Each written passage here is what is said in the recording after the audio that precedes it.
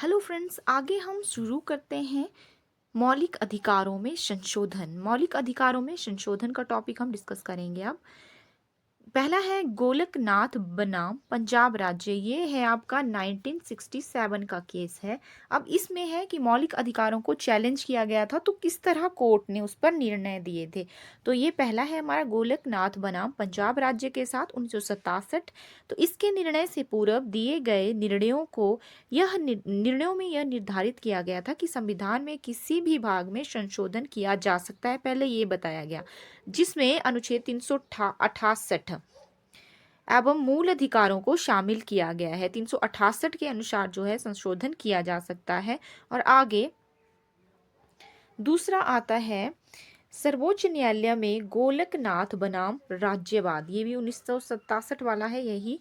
अब क्या हुआ कि इसमें निर्णय में अनुच्छेद 368 में निर्धारित प्रक्रिया के माध्यम से मूल अधिकारों में संशोधन पर रोक लगा दी गई। अब इसमें दूसरी बार चैलेंज हुआ तो कहा गया कि जो मूल अधिकार हैं उनमें संशोधन नहीं किया जा सकता, अर्थात संसद मूल अधिकारों में संशोधन नहीं कर सकती। नेक्स्ट था 24वें संवैधानिक संशोधन। तो इसमें क्या था, ये था 1971। इसमें अनुच्छेद 13 और 368 में संशोधन किया गया तथा यह निर्धारित किया गया कि अनुच्छेद 368 में दी गई प्रक्रिया द्वारा मूल अधिकारों में संशोधन किया जा सकता। फिर से ऐसा आ गया।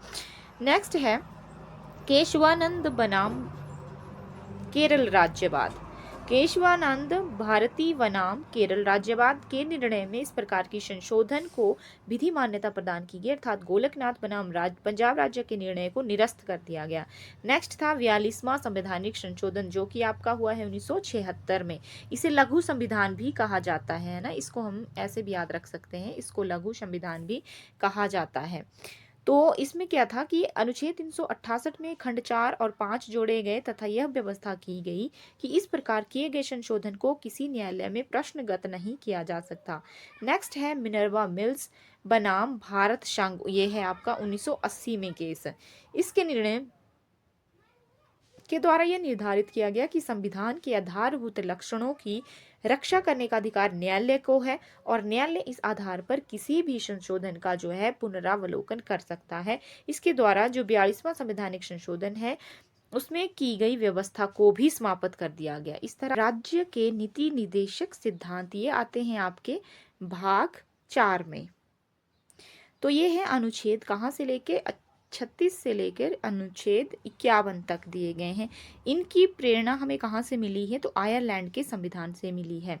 अब हम इसको डिस्कस करते हैं कि राज्य के नीति निर्देशक सिद्धांतों का वर्णन संविधान के भाग 4 में अनुच्छेद 36 से 51 तक किया गया और इसकी प्रेरणा आयरलैंड से हमें मिलती है। इसे न्यायालय द्वारा लागू नहीं किया गया है, यानी इसे वैधानिक शक्ति प्राप्त नहीं है, किंतु फिर भी इस भाग में अधिकथित तत्व देश के शासन में मूलभूत हैं और विधि बनाने में इन तत्वों को लागू करना राज्य का कर्तव्य होगा। यानी भारतीय संविधान के अनुसार राज्य का नीति निर्देशक तत्व शासन के लिए आधारभूत है। ये भारत के संविधान में कल्याणकारी राज्य की संकल्पना का समावेश राज्य के नीति निर्देशक तत्वों में किया गया है। कल्याणकारी राज्य का उद्देश्य सामाजिक और आर्थिक प्रजातंत्र की स्थापना करना है, यानी सामाजिक और आर्थिक प्रजातंत्र की स्थापना के उद्देश्य से ही संविधान में नीति निर्देशक तत्वों को जो है एड ऑन किया गया है।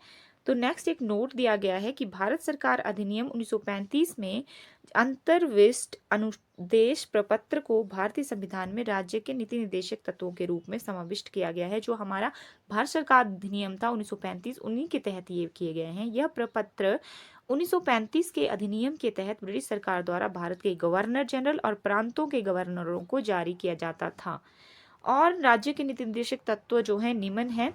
पहला है अनुच्छेद 38, राज्य लोक कल्याण की अभिवृद्धि के लिए सामाजिक व्यवस्था बनाएगा राज्य, जिससे नागरिक को सामाजिक, आर्थिक और राजनीतिक न्याय मिलेगा। यानी कि इसमें बात की गई है सामाजिक, आर्थिक और राजनीतिक न्याय की। दूसरा है आपका 39 क। इसमें क्या व्यवस्था है, समान न्याय और निशुल्क विधिक सहायता, समान कार्य के लिए समान वेतन की व्यवस्था इसी में दी गई है। 39 ख है सार्वजनिक धन का स्वामित्व तथा नियंत्रण इस प्रकार करना ताकि सार्वजनिक हित का सर्वोत्तम साधन हो सके। ये। और 39 ग है कि धन का समान वितरण, हर क्षेत्र में धन का समान वितरण। अनुच्छेद 40 आता है ग्राम पंचायतों के गठन के बारे में, यहाँ पे है ग्राम पंचायतों का गठन की प्रक्रिया अनुच्छेद 40 में भी दी गई है। भाग 9 में भी व्यवस्था है। भाग 9 क में है पंचायतों की, और भाग 9 में है पंचायतों की, भाग 9 क में है आपकी नगर पालिकाओं की व्यवस्था। तो इस तरह से नेक्स्ट है अनुच्छेद 41 है कुछ दशाओं में काम, शिक्षा, लोक सहायता पाने का अधिकार सभी को होना चाहिए। 15 अगस्त 1995 से प्रभाव में आया राष्ट्रीय सामाजिक कार्यक्रम भारतीय संविधान के अनुच्छेद 41 के प्रावधानों की पूर्ति करता है। इसका उद्देश्य गरीबों को क्या सामाजिक सहायता उपलब्ध कराना। वर्तमान में इसमें 5 योजनाएं शामिल की गई हैं। कौन सी?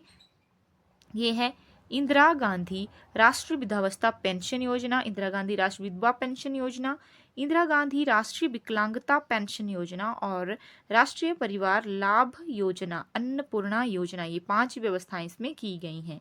नेक्स्ट है आपका अनुच्छेद 42। तो 42 में क्या है? काम की न्याय संगत और मनवोचित दशाओं का तथा प्रसूति सहायता का उपबंध करना। और अनुच्छेद 42 हो गया। तो अनुच्छेद 43 में क्या है? कर्मकारों के लिए निर्वाचन, मजदूरी एवं कुटीर उद्योगों का प्रोत्साहन। नेक्स्ट है 44 नागरिकों के लिए एक समान सिविल संहिता होनी चाहिए। नेक्स्ट 46 है एसटी और एससीज के लिए और अन्य दुर्बल वर्गों के लिए शिक्षा और अर्थ संबंधी हितों की अभिवृद्धि वृद्धि।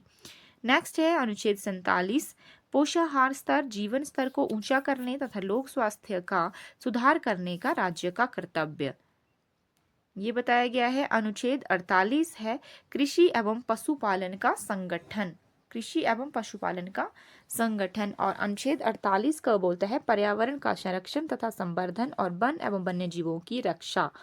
नेक्स्ट है 49 में क्या है? राष्ट्रीय महत्व के स्मारकों, स्थानों व वस्तुओं का संरक्षण किया जाए, उन्हें क्षति ना पहुंचाई जाए। नेक्स्ट है 50। अनुच्छेद 50 बोलता है कार्यपालिका और न्यायपालिका का पृथक्करण, अलग, दोनों अलग है ये, कार्यपालिका भी और न्यायपालिका भी। अनुच्छेद 51 का है अंतर्राष्ट्रीय शांति और सुरक्षा की अभिवृद्धि। उपयुक्त अनुच्छेद के अतिरिक्त कुछ ऐसे अनुच्छेद भी हैं जो राज्य के लिए निदेशक सिद्धांत के रूप में कार्य करते हैं। कौन कौन से हैं? जैसे 350 का है प्राथमिक स्तर पर मातृभाषा में शिक्षा देना। अनुच्छेद 51 है हिंदी को प्रोत्साहित करना, प्राथमिक स्तर पर मातृभाषा मदर टंग में जो है आपके शिक्षा देना। और 351 है हिंदी को प्रोत्साहन देना। राज्य का नीति निर्देशक तत्व एक ऐसा चेक है जो बैंक की सुविधा अनुसार अदा की जाएगी, यह कथन था, केटी शाह ने कहा है ऐसा।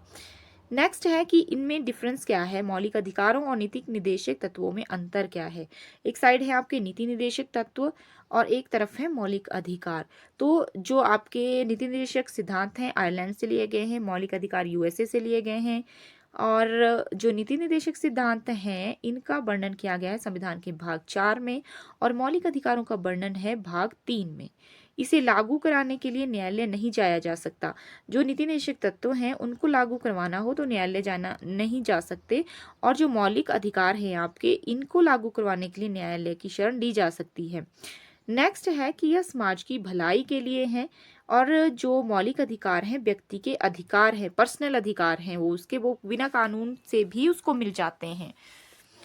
नेक्स्ट है नीति निर्देशक सिद्धांतों के पीछे जो है राजनीतिक मान्यता है, और जो मौलिक अधिकार है उनके पीछे कानूनी मान्यता है। अगर उनको कुछ इसके बारे में कोई भी आपको करना हो तो कानून की सहायता आप ले सकते हैं। यह सरकार के अधिकारों को बढ़ाते हैं नीति निर्देशक तत्व, और जो मौलिक अधिकार हैं सरकार के महत्व को घटा देते हैं। जो नीति निर्देशक सिद्धांत हैं सरकार के द्वारा लागू करने के बाद ही नागरिक को प्राप्त होते हैं, लेकिन जो मौलिक अधिकार हैं नागरिकों को अपने आप स्वतः ही मिल जाते हैं। इस तरह से हमने ये डिस्कस किए, आयरलैंड से लिए गए हैं, भाग 4 में डिस्कशन है इनका। और नेक्स्ट टॉपिक है आपका मौलिक अधिकार। मौलिक अधिकार को हम डिस्कस करेंगे नेक्स्ट वीडियो में।